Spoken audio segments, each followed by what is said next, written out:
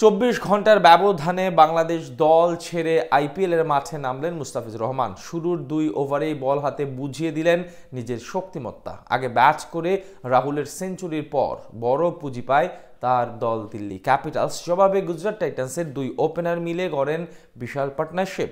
সেখান থেকে ম্যাচের ফলাফল আর ফিজের পারফরমেন্স নিয়ে বাকিরা জেনে নেব রিপোর্ট।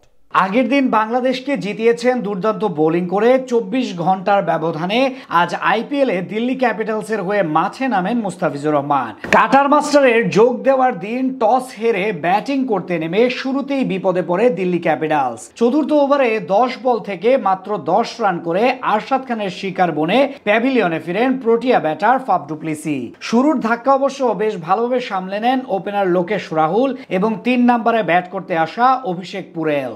দুজনের দারুণ ব্যাটিংয়ে পাওয়ার প্লেতে আর কোনো উইকেট না হারিয়ে 45 রান তুলে ফ্র্যাঞ্চাইজিটি। সময়ের সাথে সাথে হাত খুলে খেলতে থাকেন এই দুজন। বিশেষ করে টানা 3 ছক্কা মেরে ভালো আশা দেখাচ্ছিলেন পুরেল, কিন্তু তাদের 90 রানের পার্টনারশিপে বাধা হয়ে আসেন সাই কিশোর। তার শর্ট অফ লেংথের ডেলিভারি বাটলারের হাতে ক্যাচ দিয়ে আউট হন অভিষেক পুরেল। তার কাছ থেকে আসে 19 বলে 30 রানের ইনিংস। তবে এক প্রান্ত আগলে রেখে দিল্লির হাল ধরে রাখেন রাহুল। 10ম ওভারে 35 বলে অর্ধশতক পূরণ করেন তিনি। এরপর ধীরে ধীরে খেলতে থাকেন আগ্রাসী মেজাজে। মাঝে 16 বলে 25 রান করে আউট হন ক্যাপ্টেন অক্ষর প্যাটেল। তবে নিজ জায়গা থেকে অসাধারণ ব্যাটিং করতে থাকা লোকেশ রাহুল 60 বলে পূরণ করেন সেঞ্চুরি। তার সাথে যোগ দিয়ে শেষ দিকে ঝড় তোলেন ট্রিস্টান স্টাবস। রাহুলের অপরাজিত 65 বলে 112 রান ও তার 10 বলে 21 রানের ইনিংসে ভর করে 199 রানের পুঁজি পায় দিল্লি ক্যাপিটালস। জবাব দিতে নেমে গুজরাট টাইটান্সের শুরুটাও ছিল একদম মন মতো।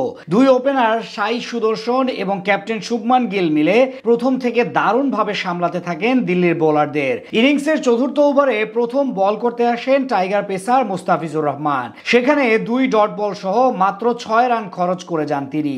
এরপর ষষ্ঠ ওভারে 1 বাউন্ডারি হজম করেও দেন মাত্র 7 রান। পাওয়ার প্লে শেষে গুজরাটের সংগ্রহ ছিল বিনা উইকেটে 59 রান।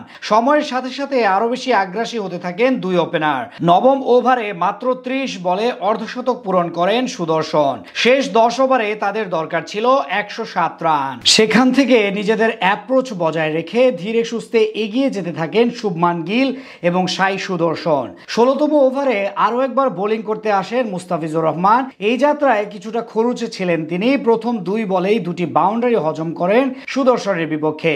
সেই ওভারে দিয়ে যান 11 রান। এরপর আর কেউই তেমন ভাবে প্রতিরোধ করতে পারেনি দিল্লির হয়ে। ফলস্বরূপ কোনো উইকেট না হারিয়ে জয়ের বন্দরে পৌঁছে যায় গুজরাট টাইটান্স। ব্যাট হাতে 108 রান করেন সাই সুদর্শন এবং 93 রানে অপরাজিত থাকেন শুভমান গিল।